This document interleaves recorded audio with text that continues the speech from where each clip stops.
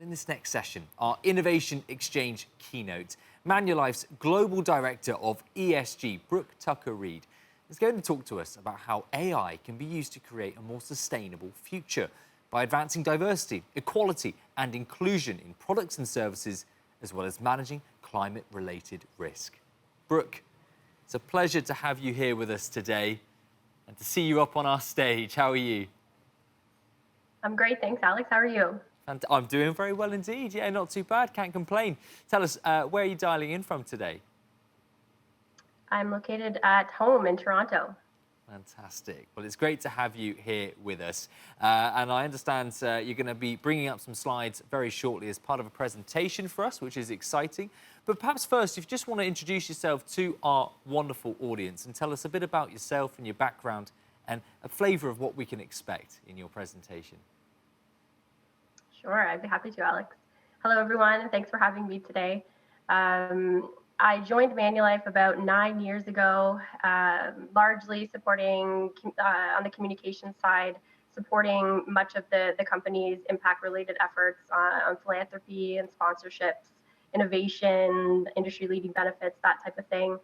And then eventually took my current role here on the global sustainability team, managing a team that has responsibility for our climate action plan, ESG reporting and disclosure, and so much more. But really wanted to say, you know, all paths are very unique coming into this space as it's quite an emerging industry. Absolutely, absolutely. Well, look, Brooke, I will hand over the reins to you very shortly. We'll go ahead and bring your slides up now up onto the opposing screen over there on the stage. And when we have that ready, there they go. Fantastic. Hopefully you recognise that. That's the start of your slides. So I'll hand over the reins to you, and I'll be back very shortly to facilitate some questions.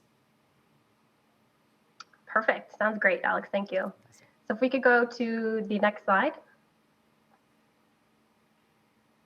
Perfect. So now that I've introduced myself, allow me to introduce the company I work for, Manulife, who, just in case if anyone's not familiar. So Manulife is a leading global financial services company with over 55 years in operation, serving 33 million customers. We're a top 10 global life insurer by market cap and a top 3 Pan-Asian life insurer. We've got approximately $1.4 trillion of assets under management. So I've worked for Manulife for about 9 of those 155 years. And while the ESG space has significantly accelerated in the past 5 years or so, ensuring we have a positive impact has been core to Manulife's business. So I wanted to give you a few examples of sort of our history and how we've come to the place we're in. In 1942, we were the first life insurer in North America to offer life insurance to those living with diabetes. In 2016, we were the first life insurer in Canada to offer life insurance to those who are HIV positive. And just like last week, actually, we extended that offering to customers in Hong Kong. We were the first global life insurer to issue a green bond in 2017 and currently have $2 billion outstanding between 3 separate issuances. Next slide, please. So this brings us to kind of why we're here today, ESG and what, you know, our sustainability strategy, which we call our impact agenda. So our impact agenda is our key social and environmental commitments in areas where we believe we have the greatest ability to affect change. So I'd like to dive into some of these areas of focus. And as we go, I'll bring in some examples of how technology and AI specifically are accelerating the progress of our impact agenda. Next slide, please. So our first pillar of the impact agenda is empowering sustained health and well-being. So we'll do that by making healthier behavior choices easier and more accessible and providing advice and solutions to drive financial security. So some of the commitments around that are around our behavioral insurance offering, which we'll get to in a little bit more detail in a moment. So innovating and scaling our behavioral insurance products through Manulife and John Hancock Vitality and Manulife Move. We have a commitment to contribute to the global vitality goal of getting 100 million people 20% more active by 2025. and continuing to elevate the well-being of our people through innovative employee benefits. For instance, a couple of years ago, we rolled out to employees in North America $20,000 per employee annually for surrogacy, fertility medication, and adoption. In North America, we have virtually unlimited mental health care practitioner benefits. So this is really building on some of that great foundation we have around our benefit program for our 38,000 employees. And then finally, within our Manulife Investment Management side of the asset manager, we will expand healthy building certifications for key real estate properties. Next slide, please. So like I mentioned, we have our behavioral insurance platform, of which 2.7 million customers globally currently have access to. It's a high potential business for us, and one that, of course, is enabled through wearable technology that sees customers be rewarded and incentivized for making healthy decisions. The programs vary by geography, but Manulife employees also have access to the program, but customers can do things like shop for healthy groceries or have a medical screening or walk a certain amount of steps per day and get rewarded. But one specific product I wanted to call out, which technology really enables the success for, especially for the customers who use it, is called John Hancock Aspire, which is the first life insurance product designed specifically for people with diabetes. So of course, it's something that's very prevalent in our lives. Approximately 20 million Americans are living with either type 1 or type 2 diabetes, and half either don't have life insurance or don't have enough life insurance. So there's a bit of a gap there from an access to finance perspective. So this is our effort to help a historically underserved population secure their financial future with the benefits of a digitally enabled comprehensive diabetes management program. Next slide, please. So it's actually a really great segue into our second pillar, which is to drive inclusive economic opportunity. So within this pillar, we're committed to accelerating the upward mobility of underrepresented groups and contribute to making financial solutions accessible to everyone. So within this pillar, we've committed to increasing representation of women at key leadership levels, increase the representation of BIPOC talent in leadership levels 30% by 2025, hire 30% BIPOC talent in our graduate and co-op programs annually, and increase our spend with diverse suppliers. And then finally, expanding access to products and services for underrepresented and diverse groups. Next slide, please. So one example of how we're using technology in this space is around Manulife Investment Management's use of advanced analytics to assess portfolio companies' progress on diversity, equity, and inclusion commitments outside of their normal, sustainability and ESG reporting and disclosure, like an ESG report where they would, commit to targets and then demonstrate their progress against those targets. We're taking it a step further, and we're analyzing company-owned content like news releases or website content to assess the prominence of leadership voices for the purpose of ESG screening and integration and security selection. Next slide, please. And finally, our third area of focus is around accelerating a sustainable future, where we will support the transition to a net zero economy and protect and grow the value of nature-based solutions. So this is where our climate action plan really comes into play, which we'll get into in just a moment. But here, we've also committed to certify more eligible farmland within our Manulife Investment Management timber and agriculture space, certify that farmland as sustainably managed, and reduce our paper spend and volume by 35%, with existing paper sourced only from sustainable sources. Next slide, please. So one example here of how technology is enabling our progress, we've been producing property level carbon reports for our timberland investors since 2008. Rapidly growing interest in carbon reporting from investors and companies, combined with significant advances in remote sensing technologies over the past decade, created an opportunity to build a world-class forest carbon accounting methodology and system. So unlike the past century of constructed forest inventories based on field sampling, which is time-consuming, rigorous, this new system uses light detection and ranging technology, or LiDAR, which measures a tree's reflection of light and enables high-resolution mapping in many cases of individual trees.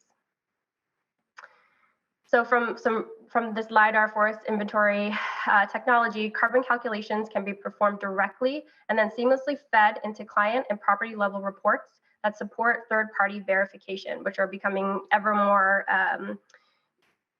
popular and also mandatory in some cases. So as we roll out LiDAR globally, we anticipate being able to measure forest carbon sequestration with unparalleled accuracy. Next slide, please. So we'll quickly touch on our climate action plan. So today, we are thrilled to say that we are net zero in our operations today because of, like I mentioned, our Manulife Investment Management has the timber and agriculture management capability. And we actually own, as a company, as an asset owner, quite a large portfolio of forestry and farmland. So the carbon removals from those owned properties outweigh our operational emissions. But we know we need to do more. There's much more we can do. So we've committed to absolute reduction of scope 1 and 2 emissions by 35% by 2035. So we're taking steps such as enhanced efficiency measures, fuel switching, and the use of on-site renewables to achieve this. Within our investments, that's our own investments as an asset owner, we know that there's a huge role for us to play on the financed emission side, and that's largely where financial institutions see the majority of their carbon emissions coming from, their scope 3 financed emissions, category 15. So we've committed to achieving net zero financed emissions by 2050, and are in the process of establishing near-term targets. We have also committed to grow our $42 billion of investments, green investments, that we hold within our general account, like I mentioned, the forestry and farmland, but also renewable energy and energy efficient real estate. Apologies, just a little delivery at my door if you heard that doorbell ring. Within our products and services, we're accelerating the pace of innovation around developing products that both solve investor needs and help create a more sustainable future. So Manulife Investment Management will continue to give clients sustainable investing options, such as the Manulife Climate Action Strategy, the Sustainable Asia Bond Strategy, and the Global Climate Pooled Strategy.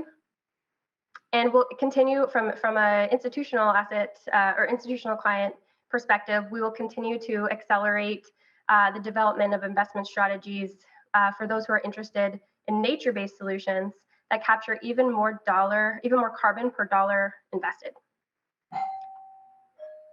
And we're dedicating significant resources to further analyze the impact of climate change on morbidity and mortality from a life insurance and health insurance perspective.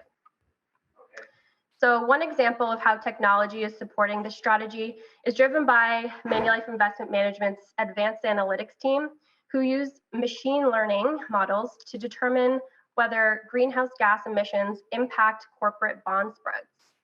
They found some evidence of an increasing role of GHG emissions on credit spreads within some investment sectors over recent years, which may be the first sign that climate-related metrics are indeed affecting the market value of company securities. So our advanced analytics team continues to track the growing impact of climate data on investment securities over time to augment investment decisions and reduce exposure to climate risky companies. So with that, I am happy to take any questions. Fantastic. Oh, great stuff. Thank you very much, Brooke. Yeah, well-deserved light refreshment there. Hopefully someone's managed to answer the door because it's not a Zoom call without someone knocking at the door, or as we had earlier, dogs barking. But hopefully that's sorted, and we do have you now for a short sort of Q&A session. So as always, to our audience, if you've enjoyed, well, I hope you have, that keynote presentation, any questions that come to mind, any comments, anything you'd like to pitch in with, you're more than welcome to. But I've got some questions here, Brooke, just to kick us off, really. It's amazing to hear all of the work, yourself, your team, your colleagues at Manulife are doing, and becoming net zero in your operations. I mean, that really is, an ambition many of us do share. Just tell us, just surmise, what were the main challenges for you and your colleagues in achieving that? Sure, it's a great question. So we have, like I mentioned, Manulife Investment Management has a long-standing history of managing timberland and agricultural assets. So from that perspective, there weren't many challenges with over 40 years of experience in this space, which is actually, we feel is a big differentiator for us at Manulife. And so throughout the Manulife Investment Management, we do have holdings in timberland and agriculture, like I mentioned. But the real challenges for us were from a data perspective. In the past, like I mentioned, having to do that very manual process of measuring, doing the field sampling in the forests and farms to calculate carbon removal. So that's really come a long way in recent years, but definitely has been a challenge for us. But I would say the biggest is around accounting methodology in the GHG space. It's very fluid. We're seeing a ton of different standards come out. We're seeing, PCAF, or the Partnership for Carbon Accounting Financials, actually shared a new GHG accounting standard just last month. So, we have to update our own GHG guidance documents and protocols to account for these new standards, as we always want to be sure that we're aligned with best practice. Yeah, absolutely. Almost sounds easier said than done when you put it like that. It's not quite as simple as it seems, but hats off for getting there and getting over the line and going further, with those pledges that you shared. And I'd be interested to know, how important, again, this may sound obvious, but how important is it for organizations to only really make pledges they're confident that they can commit to, certainly when it comes to ESG? Yeah, I think it's important to, set a target that will create a real benefit in the area that you're looking to create a target for. But also, it has to be ambitious but somewhat achievable, right?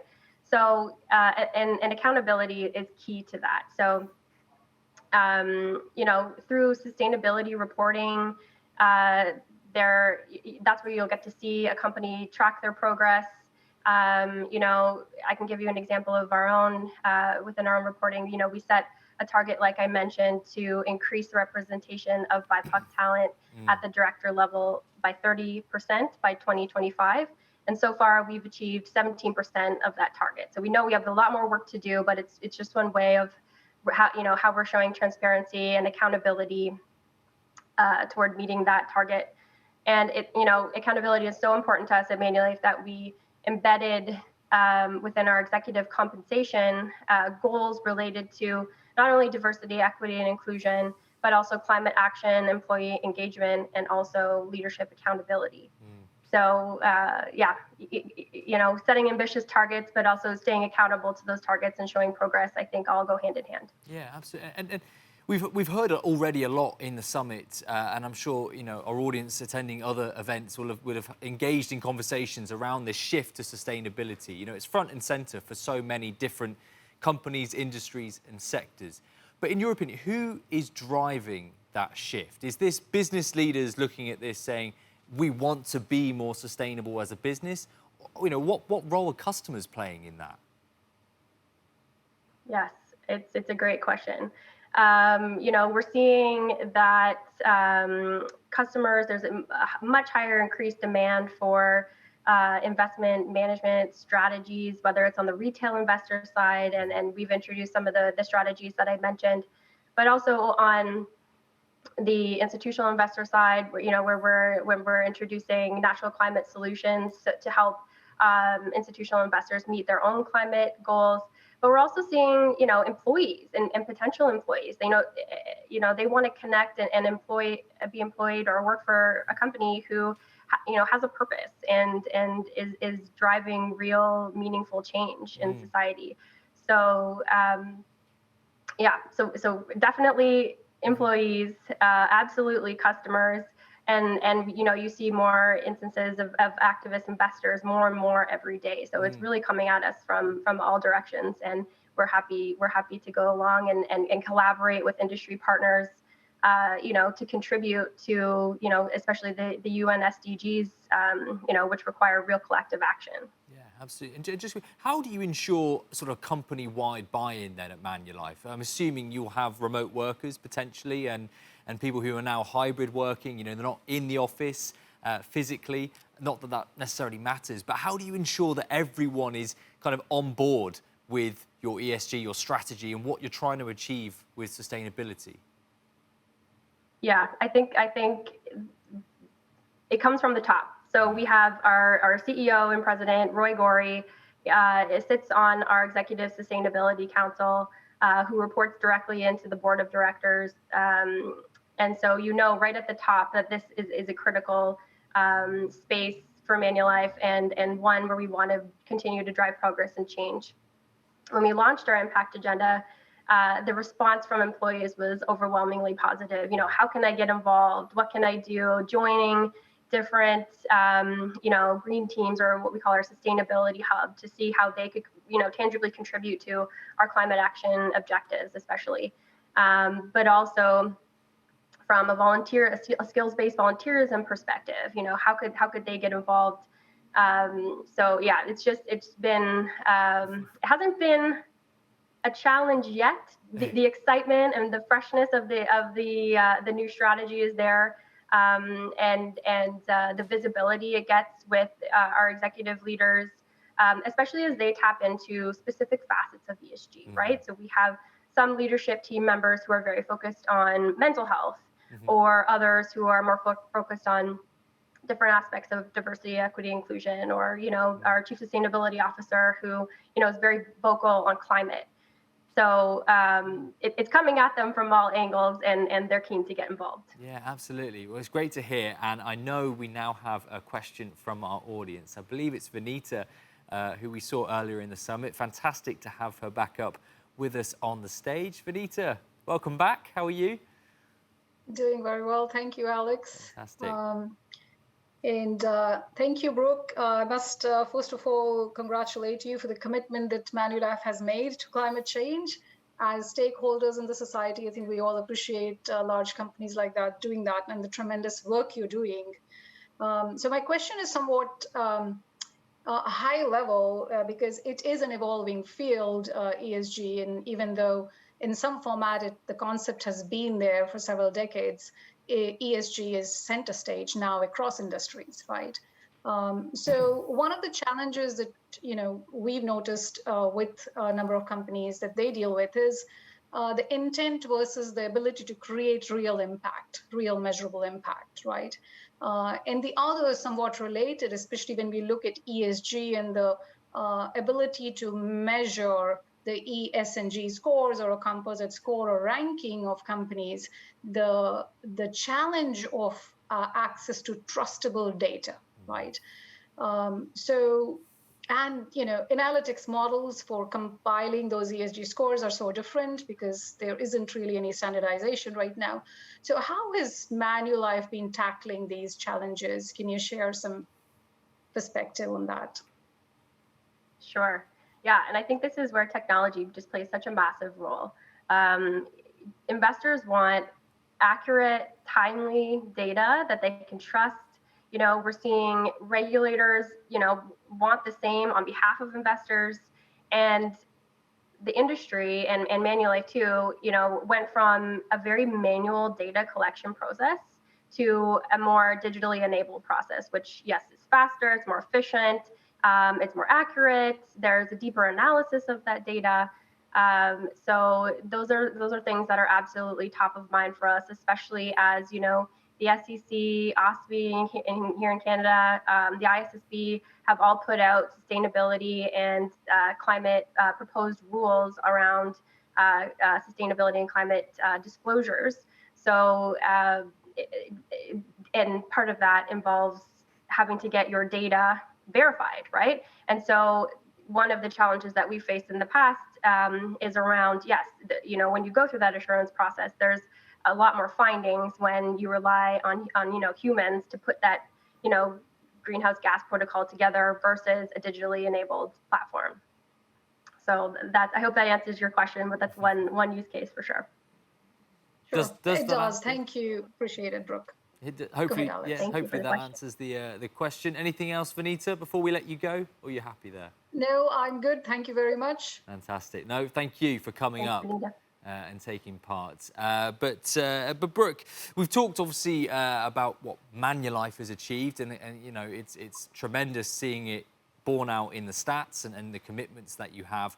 Certainly from your perspective as employees of the company. But just remind us and tell us, what about the initiatives for your customers in terms of helping them achieve their ambitions with ESG in mind? Right. So I think the most obvious and one that many industries can probably relate to is around paper reduction. So, the pandemic, like you mentioned at the beginning, has really accelerated the digital agenda for many companies. We're seeing that 73% of our new business is submitted digitally, and the vast majority of that is actually auto underwritten. So, as we move away from actual wet signature processes, we can really drive toward that paper reduction target, 35% paper reduction target that I mentioned earlier. And like I mentioned a little bit before, we're seeing a demand for not only just of Manulife, but really in the investing space from retail investors, the need for ESG strategies. So I mentioned a few, like the Manulife climate action strategy. But even beyond the thematic strategies that we're offering, we are really striving to have a high level of ESG integration within all of our strategies. So that's one area there. And on the private market side, I think I touched on it a bit, but we continue to make substantial investments in high quality natural climate solutions for institutional investors. And given our expertise in that space, it's a really natural space for us to play. No pun intended. We have, within that asset management space, we have experience managing carbon projects in both the compliance and voluntary markets and across different project types, including carbon removals achieved by planting new forests and boosting the carbon capture of existing forests with improved forest management. So that, I guess it's more on the climate side, but a few examples of how customers are engaging with us and where we see demand and where we can help support our clients with their own purpose objectives. And having been so heavily involved in this sustainability strategy, I should say, at Manulife, what is your view, of the current sustainability climate, and how do you see things changing going forward? Yeah, it's a good question. So the most exciting thing about this space, I feel, is that it's changing every day. It's hard. My boss often says it's hard to be an expert in the space, when you may have had an education in the space, 5-10 years ago, because it's changing so much. And so, you really commit to that lifelong learner mindset. But I'm happy to share a couple of other insights. So for myself, coming from a communications background, it is abundantly clear that there is a need to mitigate greenwashing in communications and marketing materials. So that's one trend that we are, or not even trend, one risk mitigation issue that we are very keenly keeping our eye on, as you see, proposed regulation in that space as well. And we're working very closely with our partners on the compliance teams in that respect. And then I think Vanita mentioned it a bit, but we just increase regulation that also leads to disclosure standardization, which is very welcome from our perspective. So we've seen the SEC, OSFI, the ISSB all come out with climate proposals that will see us in the industry really, really consolidate there and have hopefully eventually one standardized set for investors and everyone to use to assess, securities and things like that. so that everyone's sort of singing from the same song sheet, if you will. Absolutely. And we've heard today, and indeed yesterday, speakers from different parts of the industry. We've had Varo Bank representative Pepe earlier this morning, a digital-first bank, and we've also heard from people from traditional banks and financial services. Is there a distinction, in your opinion, in terms of how they can prioritize ESG? Would it be fair to say it's easier for a digital-first company in any way than it would be for a traditional bank? Or is that just not the case, in your opinion? Yeah, I think when we're talking about access to finance, there's definitely two sides of the equation. There's the actual product space where you're tailoring products and targeting underserved populations, be it from a financial perspective or from, like a medical perspective, like I mentioned, around tailoring products to HIV positive individuals and those living with diabetes. But I think from a banking perspective, yes, it's definitely on the financial products perspective. I think the other side of it is around bridging the access gap and doing that through technology and microfinance. So yes, I think you definitely need the two to go hand in hand. But if you have products where maybe you only have a brick and mortar distribution strategy, how can people not living in city centers access those products? So I think the two absolutely go hand in hand.